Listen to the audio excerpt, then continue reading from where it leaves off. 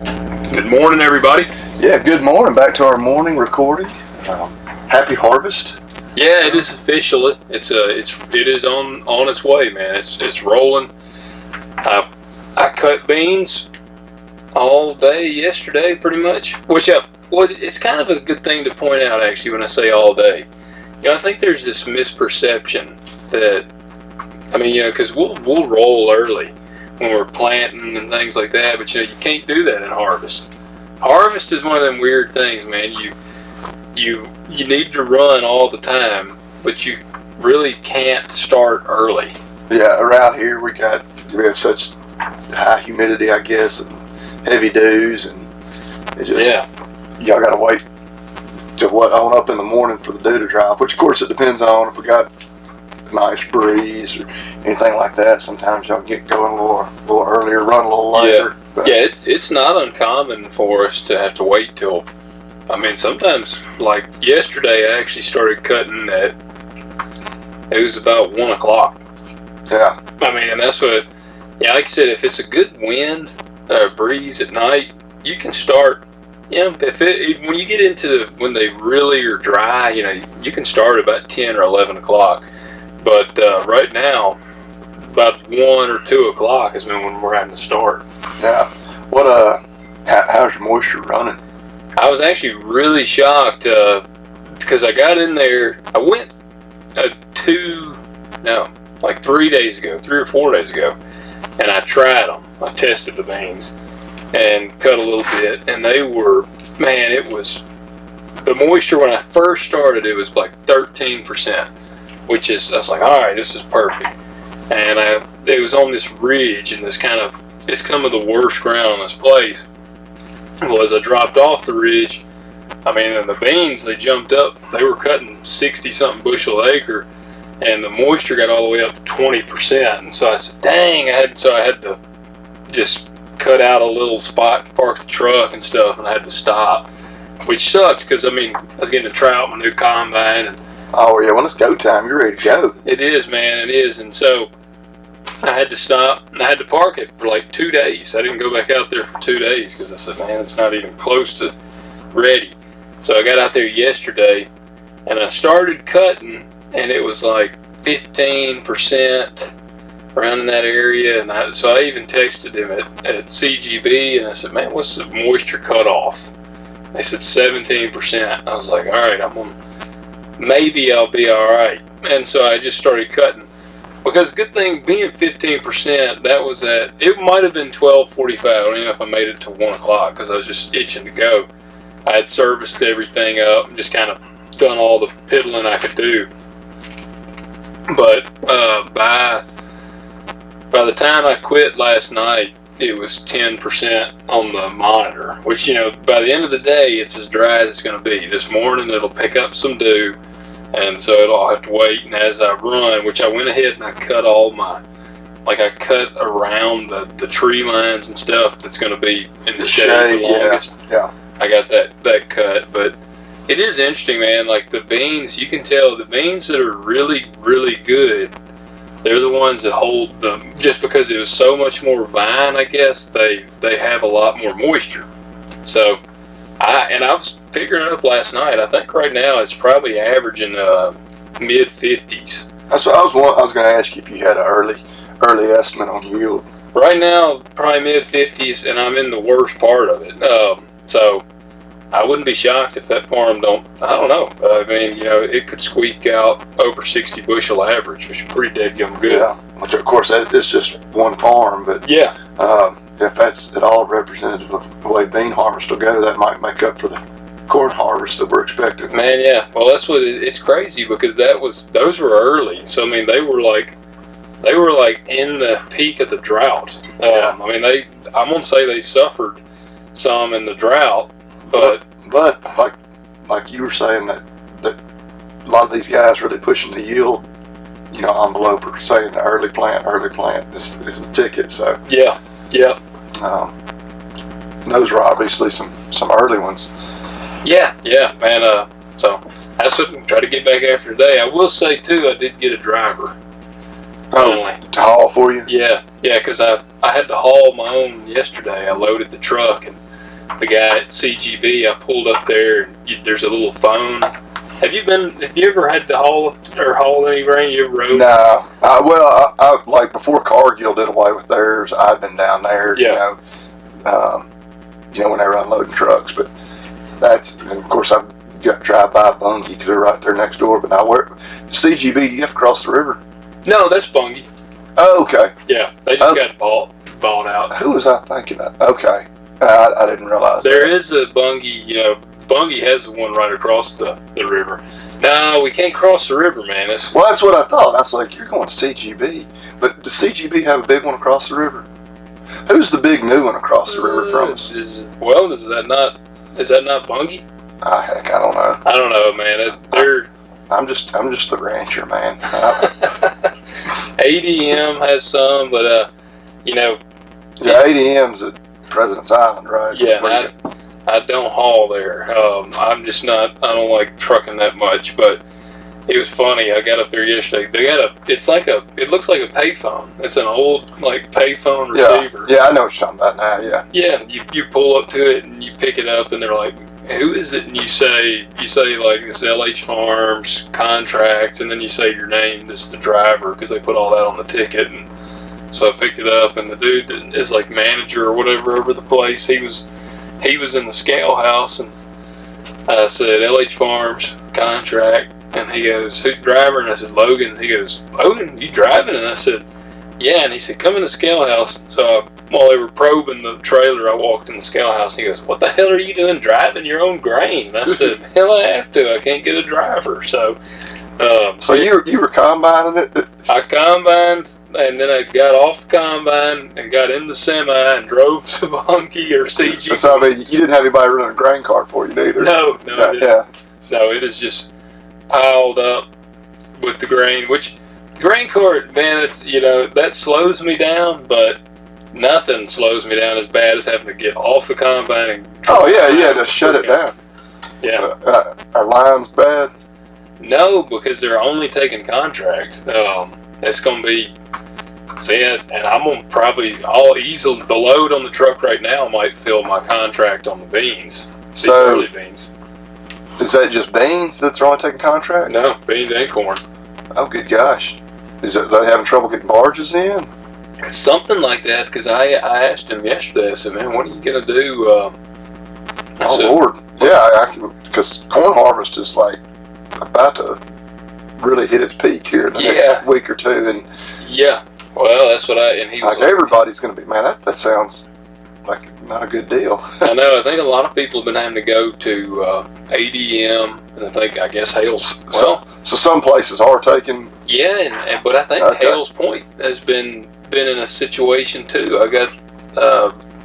We apologize to people who don't understand Yeah. all our grain kind of outlets here. These are all river terminals, basically, where they load straight out on the barges. But if the when the river's low, they can't get them in there. And seeing Hales Point is closed today. That's because that's crazy. They're having repair work and all this stuff going on. Hales Point is for people that aren't aware, like say that's a granary. That's where we got them. All these are on the river, yeah, and so obviously they offload it right onto barges. But yeah, for context, we're recording a day late on Friday, but it hadn't rained in like 3 weeks. It's dry. Great for harvest. I was about to say, I would think everybody is just about full speed ahead right now at harvest, and then that's some major grain elevators that aren't taking. Yeah, well, he said. I asked him. I said, "Man, what are you going to do?" I said, and he goes, "Well, he said we're actually going to run all night. We got trucks coming in. They've had to do this before. They'll have trucks come in and they'll unload onto trucks." See, and I don't want to turn this into a rant, but one thing I've never understood, and I'm not a grain guy, so it doesn't matter. Your dad and I have talked about this. During harvest, it kind of blows my mind that they close down the granaries when they got trucks sitting there to be unloaded. Yeah. I'm like, I would think that they would unload trucks all night long if people were hauling. I mean, well, they used to. Well, and that's what, we've had this conversation with older guys. Like, yeah, used to, you could haul. I mean, they unload trucks 24 hours a day. Yeah. And I'm just, because that's kind of how farming is, and I know obviously they can accept, they get some grain delivered probably 12 months out of the year, but pretty much they get grain delivered from now through, let's say, the end of the year or whenever, depending on how long the harvest drags out, and then in the spring, with wheat harvest. But you think they tell them, which I know right now getting labor is oh, they got a sign up, we're hiring, like out there. But I mean, they hadn't been doing this for multiple years. This hadn't just been a COVID thing where labor became an issue. Like I don't know. I feel like I'd be telling guys like, look, when it comes to harvest, you gotta get some overtime. That's how I've always thought the same. I mean, because they're closing at 5 o'clock right now. That blows my mind. I mean, well, like you just said, y'all aren't even going good until 1 in the afternoon. Yeah. Like, and of course at 5, it's still, right in the middle of the day, typically in terms of y'all's harvest. Like, good grief. Well, that's why yesterday I had to haul that load. Because I had texted a guy like to see if he could come haul, because I just didn't want to stop. And he was like, man, I'm not gonna be able to make it. And so then luckily I heard from this other dude that he is going to come haul for me. And you don't have Satan's semi going, do you? No, not yet. But it's getting turned up even hotter. I got a guy working on it. I had him check it over, and he said, man, the truck looks pretty straight. He said, you got an old leak here and an old leak there, and he was fixing one of them. The other one is pretty deep up in the motor, and he said it's not one that's like a big issue. He said it's an old semi. He said just put oil in it every now and then and you'll be fine. I said, all right. And then I said, can you turn that truck up for me a little bit? And he said, oh, I can set her up nice. And I said, well, let's do that. There you go. So no, do not. But that one, I was hoping I'd get it so I told Dad I would haul some to the bend for him just to see what it would do, because it don't have blinkers right now hooked up, so I mean I can't haul it to Memphis anyways. But no, this guy, he will get to drive a little better riding truck with air conditioner coming in. But that's why I had to haul yesterday, because it was like 3 o'clock, and I would have been loaded up by 5 o'clock or so, and had to be done. So that's why I said, well, I got to haul.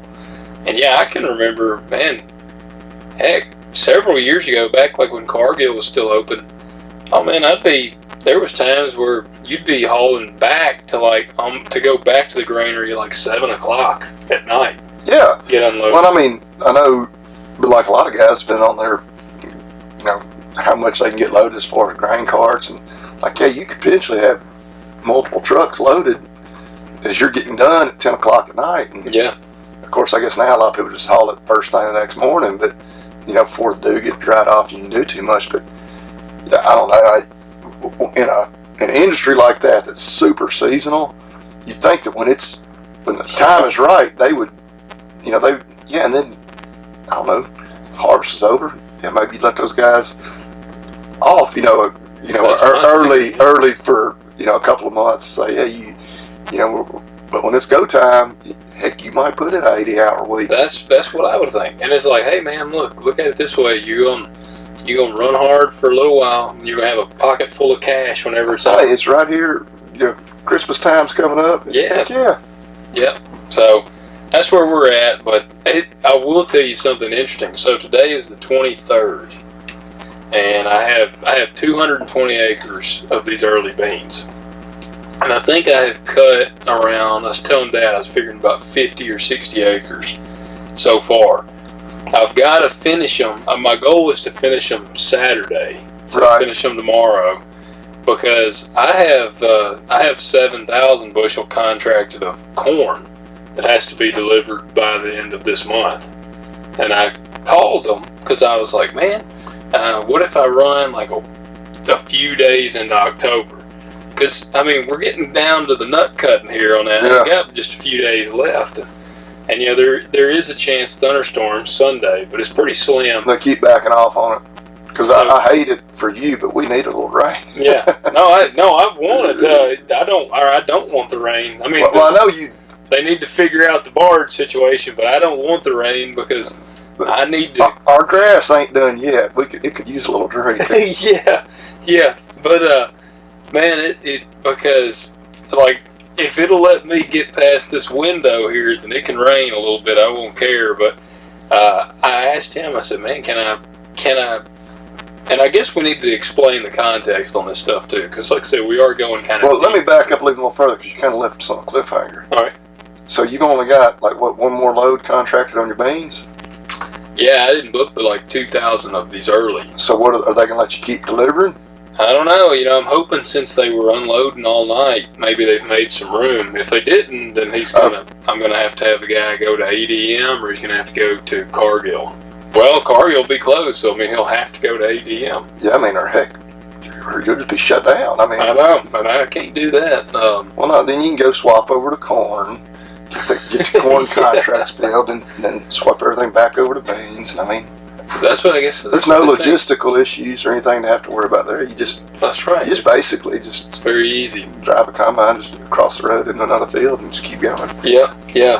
Well, it's the way these contracts work. You book like early beans. I normally don't book beans in August, September. Typically, you book beans October, November. And by booking them, I mean like you call. They'll have a cash price at that time, and you can lock in that cash price for a set delivery. And I had August, September delivery. Yeah, we use terms booking and contracting, like those are synonymous, right? Like, okay.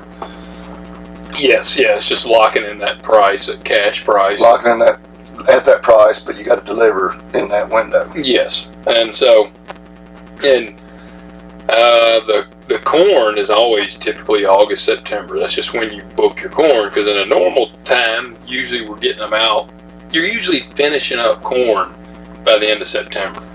And now I got these early beans, but then it started raining there when it did, and so that kind of the corn greened back up.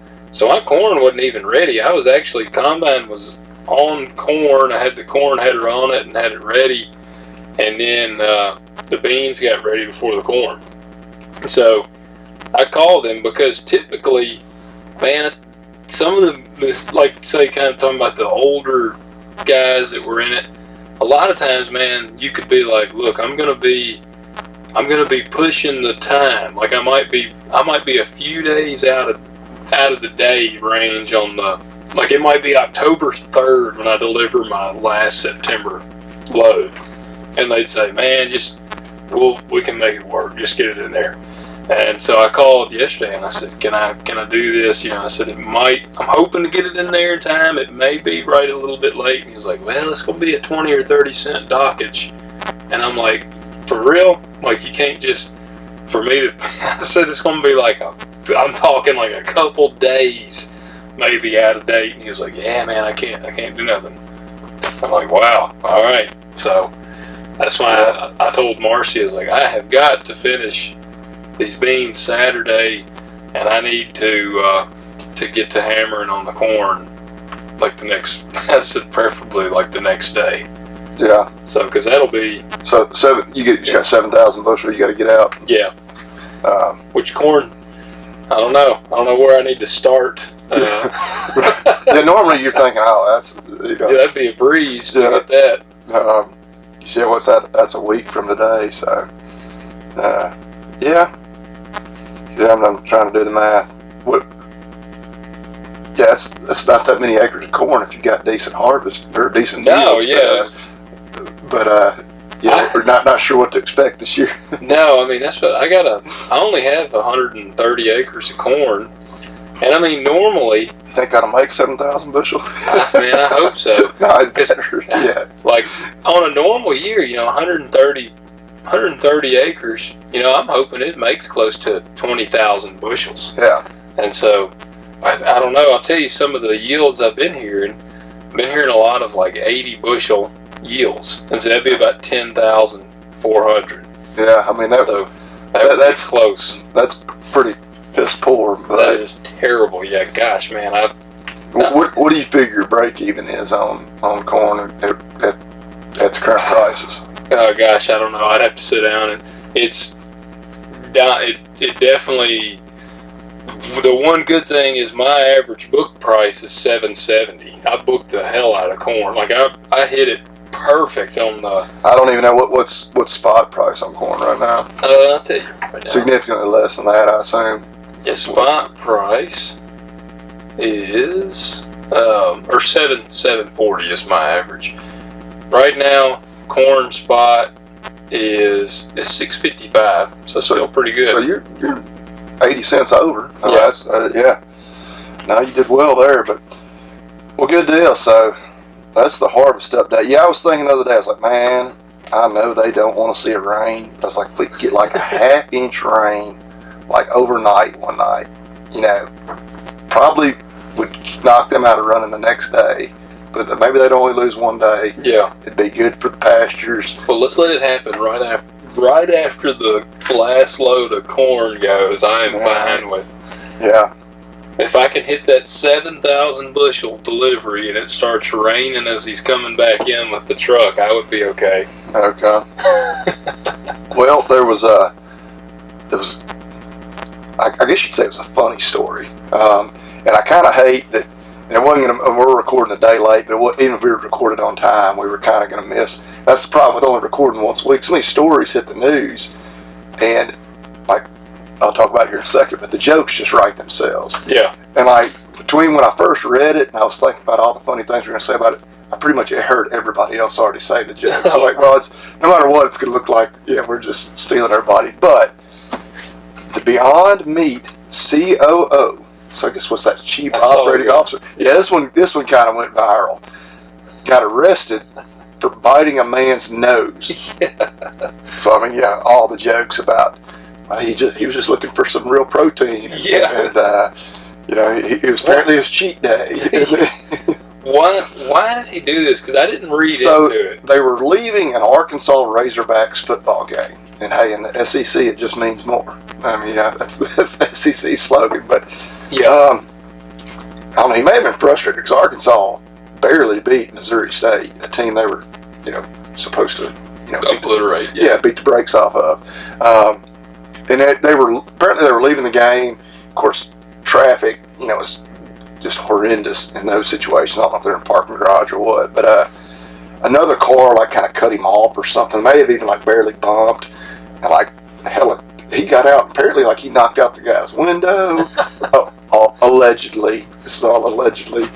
So the cops got there. Both guys were, I think, were bleeding from the face. But yeah, he hit the guy's nose. How do you even like I'm trying to imagine like in a fight? Yeah. How do you even? See, I have not been in a lot of fights, but getting your face close enough to another person's face, like I can't imagine. Unless you like got him on the ground. But no, it sounded like the guy was still in his vehicle, like he like leaned in through the window. I don't know. It's weird as hell. He leaned in and bit him in the nose, like bit his nose. But what really I found interesting more than anything, because going back, you know, when all these fake meats and whatnot got going, when we kind of look at the big four meat packers and all this, and you think, all right, well they'll finally be worth something to help us out, because they, you know, they're billion-dollar corporations. Like, they'll be able to help us fight this fake meat stuff. Yeah. You know, they're our partners in this, right? Well, no. They all invested heavily in all these fake meats. Because that's the thing. They don't care. They're just in it for the money. And this guy had been at Tyson, which, not surprising, Tyson's, I don't know if they're headquartered right there in Fayetteville, but really big in Arkansas, kind of in that region. But they're one of the big four beef companies, too. Yeah. So they had heavily invested in this guy, and I don't know if that's how he ended up there, but he's only been at Beyond Meat or whatever, I think, for less than a year. But it came from Tyson. I'm like, you know, they're all kind of one and the same.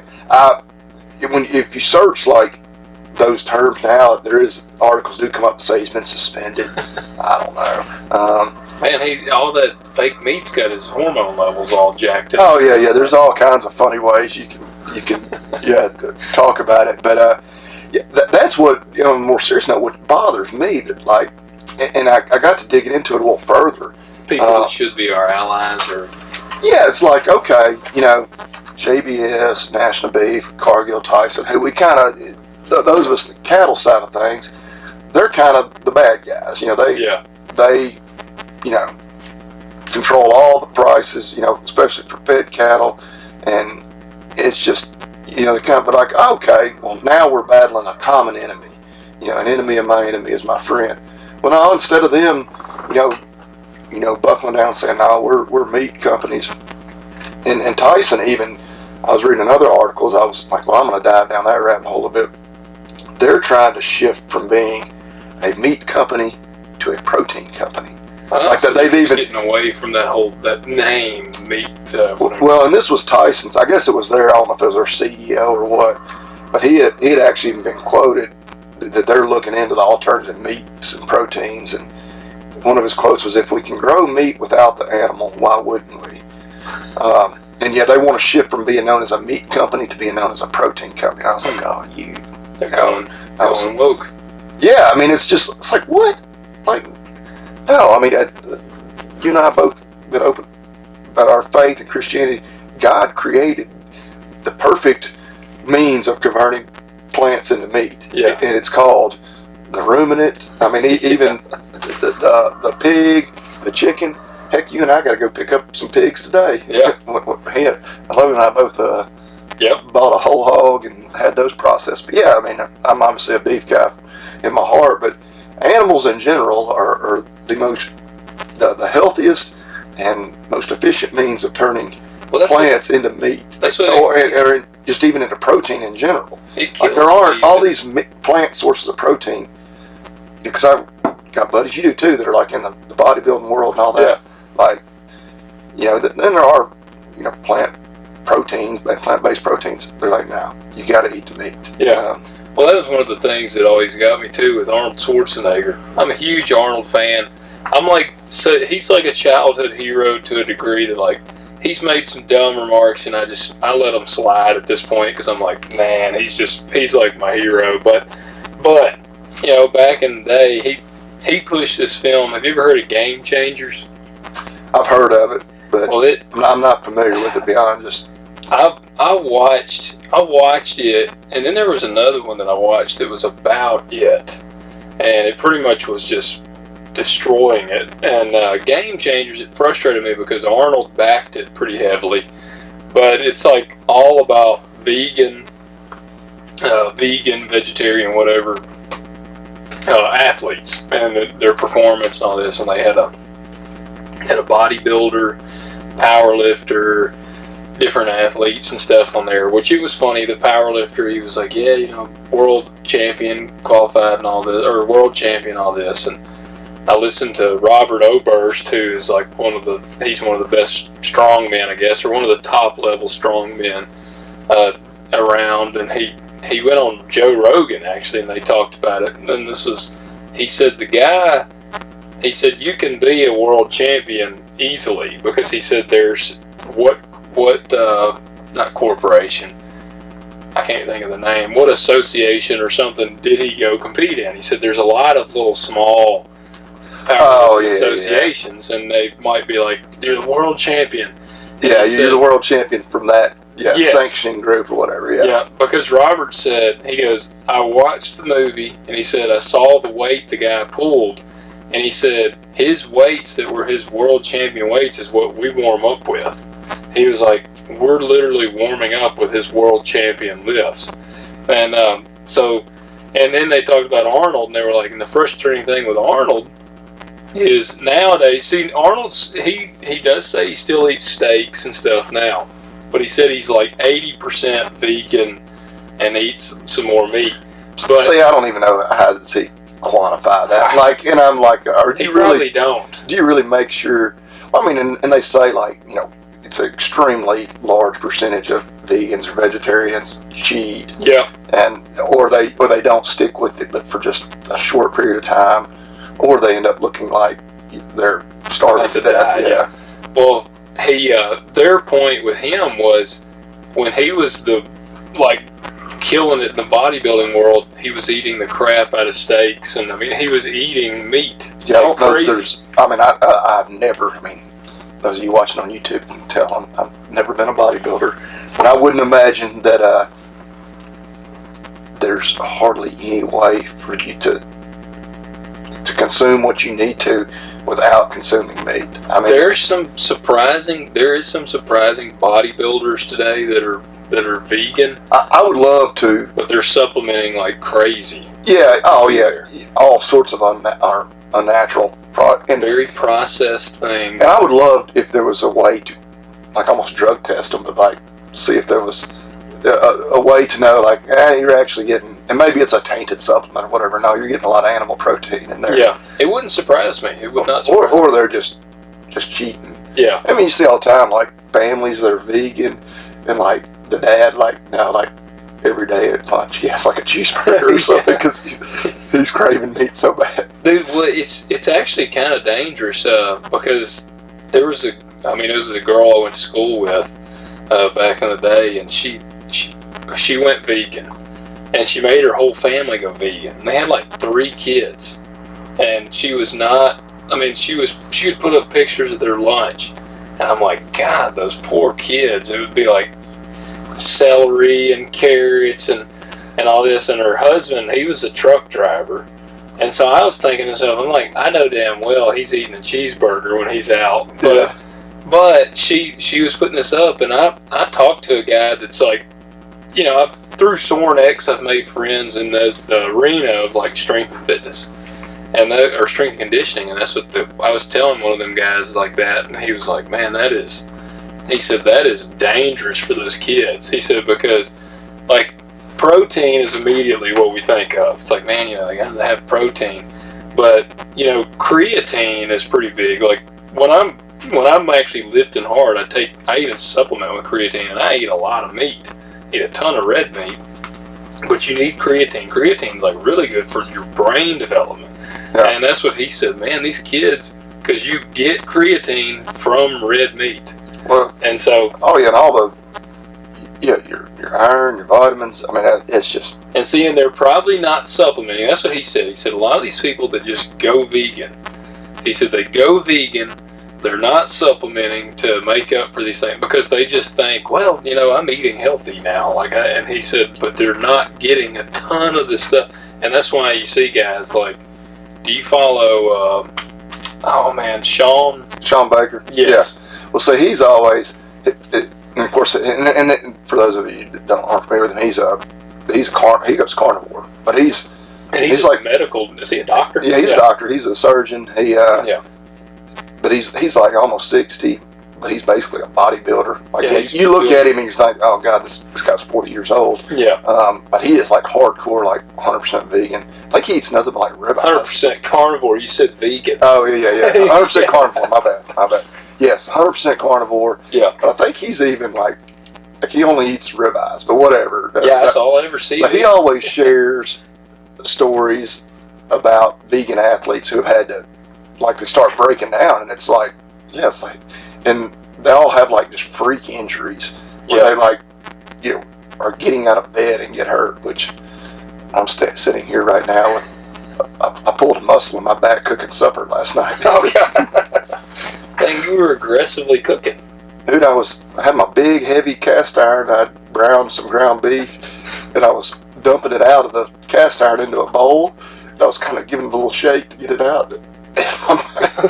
Like, damn, getting old sucks. It does, man. It does. Now, what were you making? Tacos? I was making a casserole. Cowboy casserole, man.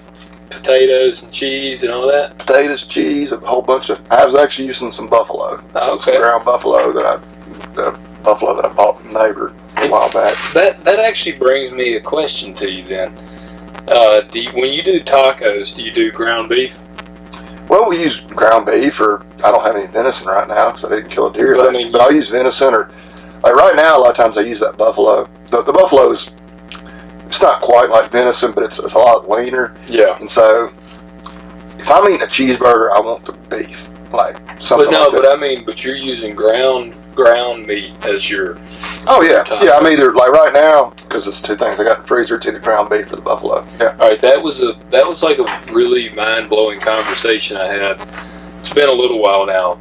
The little Instagram group I'm in with the guys I met like through Winter Strong, several of them were like, they were putting up pictures of, they'd put up a picture of their food, and it would be a steak taco, like, you know, like where they Well, I'll make steak tacos. And those are good, but I was like, man, those are good. I said, but I was like, that looks pretty good. I said, man, I love a good old classic ground meat taco. And they're like, man, who eats that shit? And I'm like, that's like the classic taco. I mean, yeah, and I'm like if you said, all right, you got a last meal, it's going to be tacos.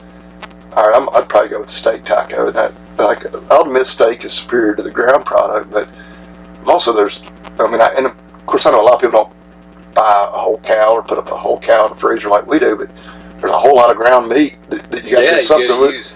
I'm not just eating tacos just to get rid of it, but yeah.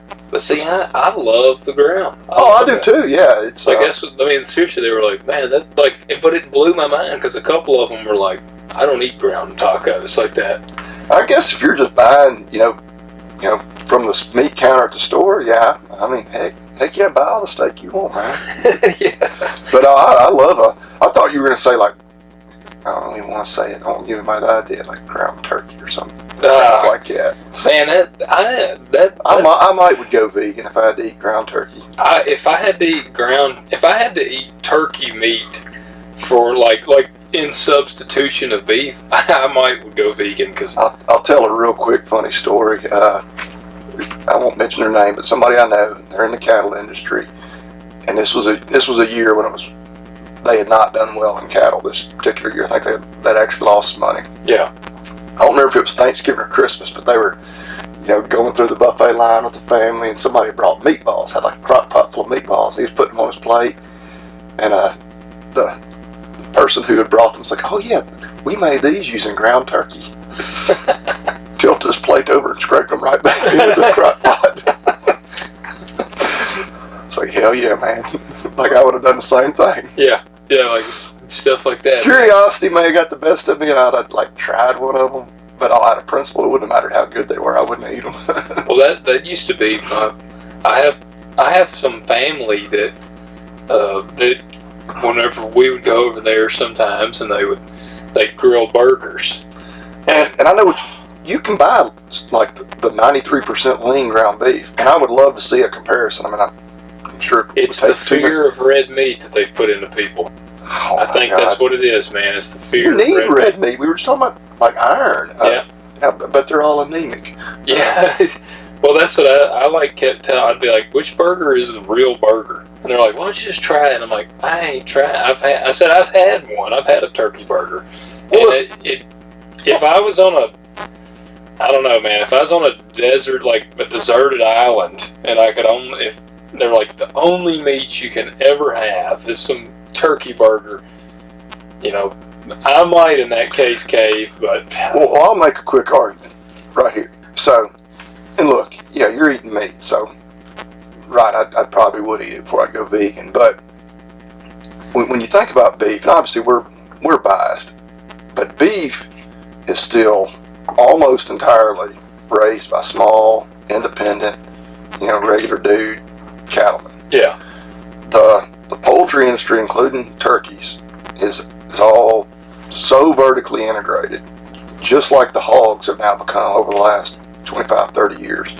I eat a lot of pork. Yeah. Let's say we're going to pick up pork, but we beat the system. We went to a local guy. Yeah.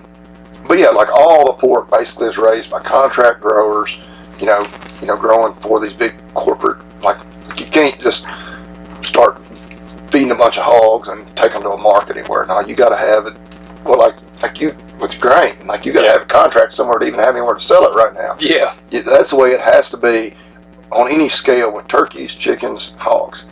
So by eating beef, you're supporting small business, the small farmer. Now again, when you get up to the higher levels, and of course if you're buying just from the store, it's probably there, 80% chance it's gone through one of the big four meat packers to get there. But back down the line, it was grown by small local independent guys, and so that's where just from kind of my mindset there and support small business, why you should eat beef. And like I say, I eat chicken. I everybody loves chicken wings every now and then. Yeah. Things like that. But yeah, there's my little rant on. There you go. I agree. I'm with you. Hey, we got a question too, real quick. We got a listener question. So this is Matt. Hey guys, this is Matt from Middle Tennessee again. I have a question. I've been approached by several people, and you sparked me because it goes in with this. I've been approached by several people about beef and pork. I know Bobby Lee finishes a few steers every year. I was wondering the best way to structure those agreements and what kind of prices and profit to expect, if any. Thanks again. Keep up the good work, Matt. So, as far as he's talking about how to get rid of it and kind of lock people into that. That's how I took it. So I have, like right now, you have no trouble getting rid of it. Not around here. Like I don't make people give me a deposit or anything because I feel like if somebody backs out on me, I can literally like. I mean, usually I call or text like a couple people, hey, I'm going to have some extra.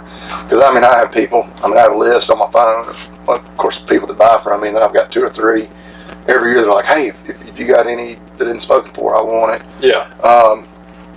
It is more profitable. It's like a lot of things, as long as you're not figuring in your time. Yeah. I probably don't price mine as aggressively as I could. Part of that is because I'm selling to people that are good friends of mine in almost every situation. I've sold to a few people that I don't really know that as well. Yeah, I sell to some people that I really don't like, but no. And I'm not. Well, one, I'm not going to get rich on it, because I'm feeding out the last few years. I figured out with my facilities about 8 is all I can handle. Yeah. Heck, I've got the animals, and I've certainly got the demand to do 18 even, but I don't have the facilities, the ability to store enough corn, things like that. Yeah. So if I ever want to go bigger into it, my facilities will need to change more than anything. But and I sell mine. Of course, I'm having to sell the animal and not the meat because we're not using a USDA inspected. But I sell them based off the carcass weight. You can do the same thing on the live weight. You charge them less per live weight or whatever. I mean, it's all just, it really doesn't matter there.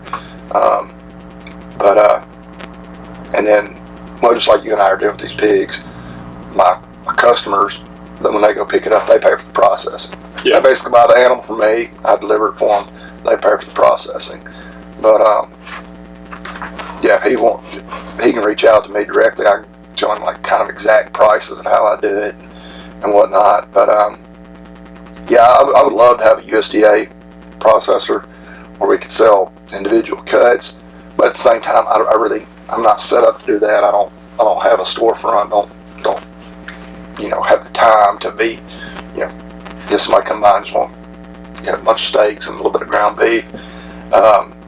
You could certainly make that even more profitable if you're selling in that manner. But I'd had somebody else kind of on that subject too had asked about my actual feeding plan, which I don't know, that may be getting a little more like inside baseball, kind of into the details that we want to discuss like on a podcast. Man, I think it'd be good, but I think probably an episode in it. I can scratch the surface on that sometime.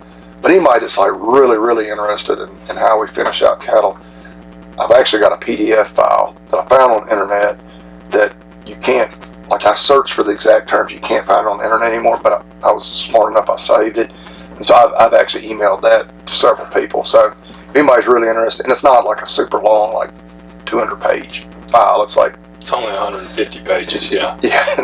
No, it's just, literally you can read the whole article in like 10 minutes. It's a real quick read and has some really good guidelines to go by doing that. But I did talk to so I had someone ask me if I would come do a seminar for children, like on farm, and like a career fair, I guess, or something. Well, they do the thing every month or something, and they needed somebody this month, and they were like, I had this person reach out, and they're like, they're looking for somebody to come talk to these kids about farming, and you have like a thing for them to do, can you do it?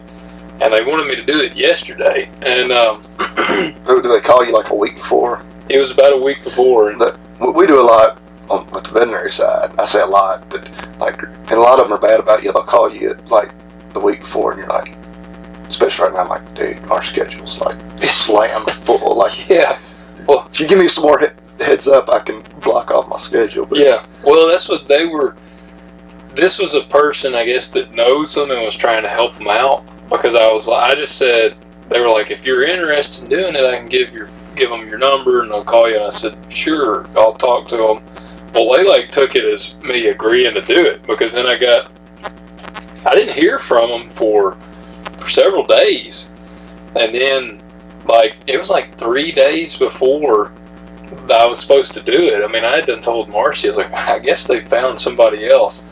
And then because I was like, man, I wish I wouldn't have even like entertained it now, because I said, I've got to be, it ain't that I mean, I want children to be interested in ag, but I just don't have time right now. And so luckily the girl that's kind of like the head honcho of it, she called me, and this was 2 days ago, and she's like, hey, just wanted to see if you were still good to go. And I'm like, I said, look, I'll be honest, I really wasn't like saying I'll do it. I was kind of just seeing what it is so that I'd know if it's something I could do. And she goes, oh, I got you. And she goes, well, I said, it's kind of a tough time for me right now. And she goes, well, what do you do for a living? And I said, oh, I'm a farmer. And she goes, oh.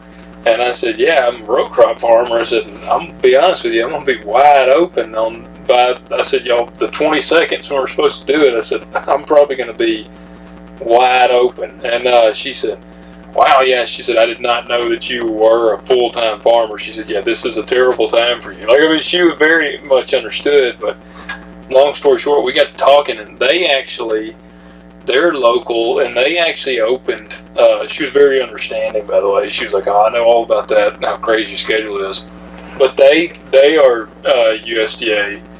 They opened up a slaughterhouse. Yeah. And because she even told me, she was like, if you can bring your meat here and I'll process it, and we can even label it, and you can sell individual cuts. Yeah, if it's USDA inspected, you can. She said they took out a massive loan to like build the like facility, and because I asked her, I said, so I'm guessing you got to have an inspector up there, and she said every day. He's there every day. Yeah. So, and she said our facility is very nice. So she said they actually even hold like their monthly meetings here and stuff. So yeah, but that's what it was. She said to sell it, after they package it, I have to just have like a freezer on site, and they come and like look at it and check the temperature of the meat, and as long as it's good, they're good to go.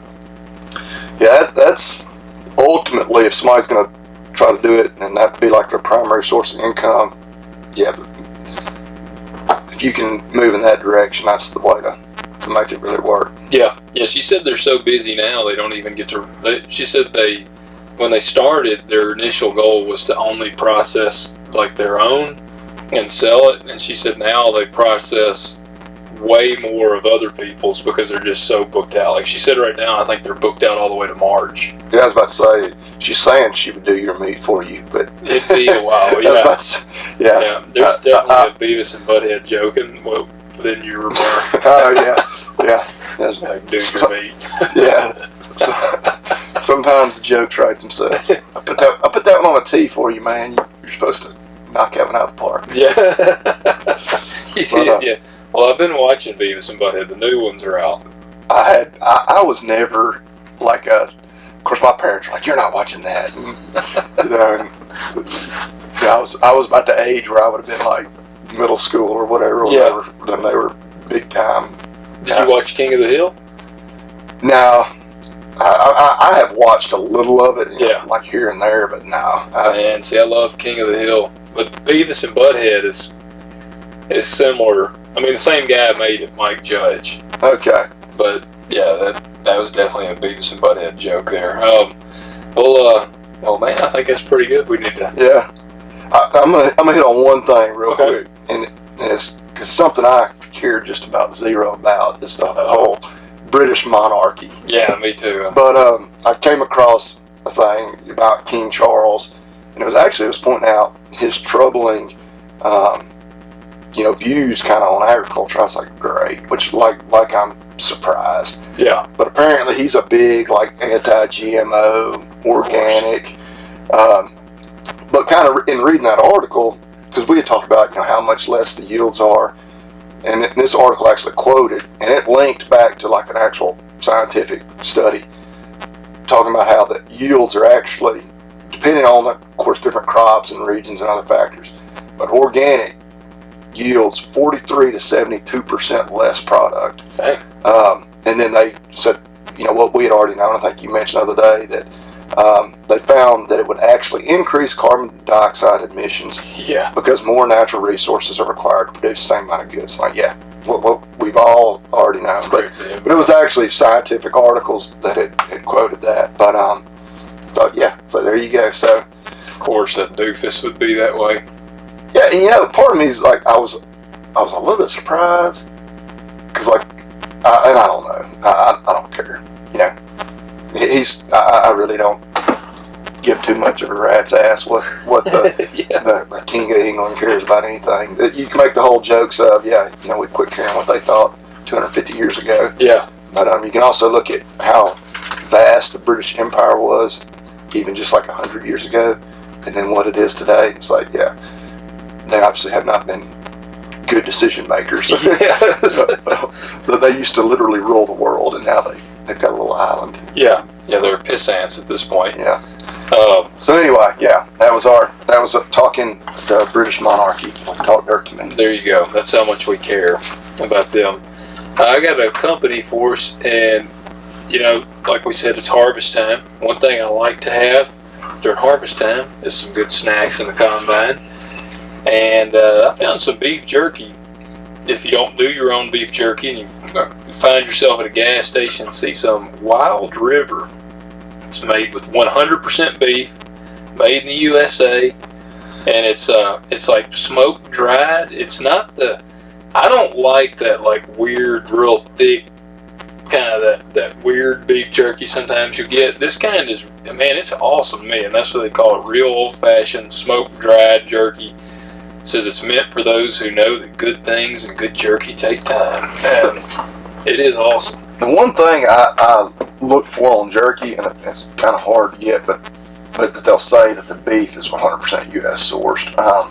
I don't know if that one has a lot of them don't, and it's because we import a lot of lean trim. Yeah. That we blend, then with our fattier products to make the ground meat. But of course, that super lean cuts is what goes in the jerky. You want it to be lean. Yeah. So, and I actually I may have even emailed like Jack Links or one of the big ones, because on the label or something it may have even said like beef comes from, and it listed several countries including the US. I was like, hey, I'd love for y'all to. I think they actually responded, and I was like, now there's plenty of lean cattle in this country. It's just when you take cull cows to the sale barn, they literally steal them from they don't give you anything. And a lot of that's because they can import lean trim cheaper, and I was like, we ought to, if companies like you would start demanding that it be U.S., you'd help out, not just the U.S. cattle. But anyway, So, well, I fully beef jerky. That's the best, what's a non-perishable snack you can have, or I guess it's perishable eventually, but you know what I mean. It doesn't have to be refrigerated. Keep you a Ziploc baggie full of it in your console of your truck, in your hunting pack, in your fanny pack, or on the combine. That's right. Well, all right, guys. Hey, if you enjoyed the episode, leave us a rating and review, and go to talkdirtpodcast.com. You can submit your questions on there. Let us know what you'd like to hear us cover. Seriously, let us know what you'd like to hear us cover. You can reach out to Bobby Lee or me on Instagram. We'll holler back at you, and that's all we got for you. Yeah, we are back on YouTube. I'll get this one uploaded as well. You need to listen to it while you're driving down the road, and then when you get home, put up on TV on the YouTube. Why wouldn't you want to both see and hear us? I know, right? Exactly. We'll talk to y'all next week. Take care.